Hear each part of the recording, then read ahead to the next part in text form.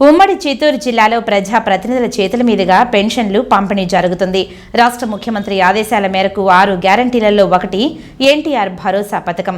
అర్హులైన అందరికీ చేరవేయాలని తపనతో ఉదయం 6 గంటల నుంచి పంపిణీ ప్రారంభం చేశారు.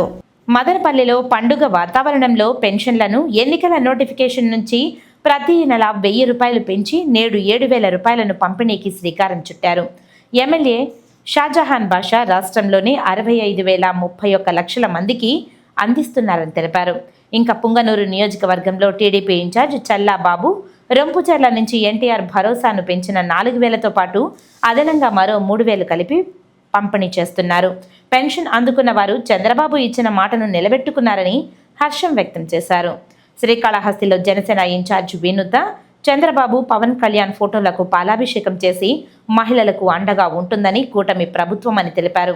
అనంతరం టీడీపీ, బీజేపీ, జనసేన నాయకులు సచివాలయ సిబ్బందితో కలిసి నియోజకవర్గంలో పలు ప్రాంతంలో పెన్షన్లను పంపిణీ చేశారు.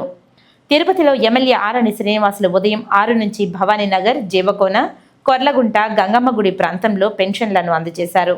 ఎన్డీఏ కూటమి అధికారంలోకి వచ్చిన తర్వాత 15 రోజుల్లోనే పెన్షన్ లబ్ధిదారులకు అందజేయడం ఆనందంగా ఉందని తెలిపారు. చిత్తూరు జిల్లా కలెక్టర్తో పూతలపట్టు ఎమ్మెల్యే మురళీమోహన్ కలిసి నియోజకవర్గంలో అర్హులకు అందజేశారు.